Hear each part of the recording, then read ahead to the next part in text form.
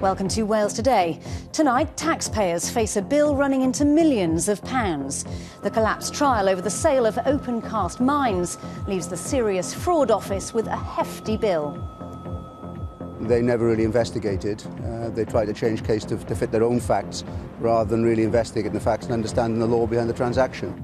And tonight we'll be speaking to people who live near the mines to find out how they feel about restoration plans.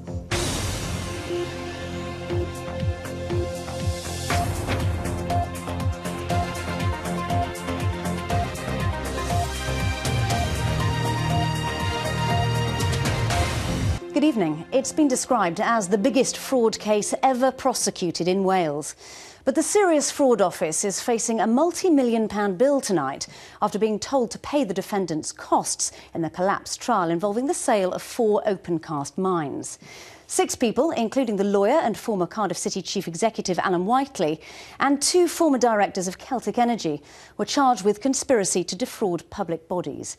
Here's our business correspondent, Brian Meakin. Margam Opencast mining site near Port Talbot, one of 4 sites in South Wales that lie at the heart of this bitter legal battle. Another is East Pit in the Upper Amman Valley. The estimated cost of restoring this pit alone after mining into a usable public area is £115 million. 6 people were accused of engaging in a criminal conspiracy to defraud Neath Port Talbot, Bridgend and Powys councils and the Coal Authority by trying to avoid these costs. It was alleged that in selling the land to an offshore company they themselves owned and controlled in the Caribbean, they financially benefited and prevented the councils from forcing them to restore the sites. This case began 4 years ago when Alan Whiteley, Eric Evans and the others were arrested. And many twists and turns later, we've ended up here, where the judge has decided that the Serious Fraud Office will have to pay the costs of the defendants, which their representatives say are around £6 million. Alan Whiteley was already a well-known name in Welsh business and legal circles when he was arrested. He says the case has damaged his reputation and he's critical of the prosecution. Well, I guess having lived and breathed here for 4 years, I think there are a number of questions they need to address themselves.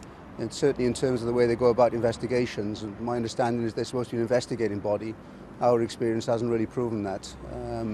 There's been very little investigation. There was a jump to a conclusion right at the outset of this. And no matter how things unfolded, and that's apparent from the judgment that's been handed down. The 6 were arrested back in 2011. The case came to court 3 years later, but collapsed when the judge ruled no law was broken, even if some might find the defendants' behaviour dishonest or reprehensible. 9 months on, the Serious Fraud Office failed in a second bid to have the case retried, using a little-known legal tool and adding to the expense. And today it was ordered to pay millions in costs for a prosecution the judge said was a quite exceptional case which had no real prospect of success. Eric Evans is another of the defendants. He says they're still committed to putting the sites back to good use. We are now looking at future developments on the site. The one at East Pit, we hope to get a planning permission next month, and that we then look at Margam. We've got some exciting ideas for Margam. The SFO says it's considering possible avenues of appeal on the issue of costs. The ruling is a major dent both in its budget and reputation. Those involved say they intend to restore these 4 sites to ones that can be used by the public. The question is whether the plans they come up with will satisfy the councils, politicians and local people in the surrounding areas. And restoring the mines continues to cause controversy. Proposals for East Pit in the Upper Amman Valley include a 5-star hotel, and plans for the Margam site were described today by developer Eric Evans as exciting. Caroline Evans has spent the day in the nearby community of Kenvig Hill. Here in Kenvig Hill, where once there were wheat fields, residents now look down over the remains of an open-cast mine. Jan Adamson and Terry Roper say they feel let down. Instead of the restoration they believe their village was promised, their valley remains scarred. We were told that all the spoil from the tips would be pushed back into the voids. The landscape would be returned to similar contours as it had been originally and returned to agriculture, and our cross-valley links, our roads and our footpaths would be restored. And we're still waiting for that to happen. And right now there are even more pressing concerns. Once this water goes above the level it is now, there's an incline now down to the old part of Kenvigill, Crown Road. And what could happen then is that water then progresses all the way down to that part of Kenvigill.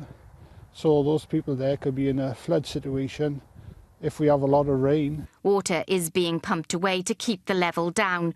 But in Crown Road, residents say they're anxious. Are you worried about your property?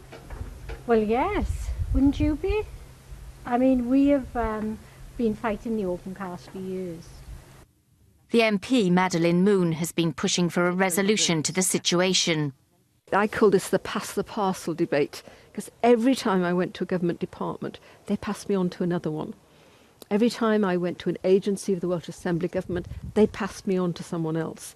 And everybody passes it down to the local authorities, who've not got the manpower, they don't have the money, they don't have the capability.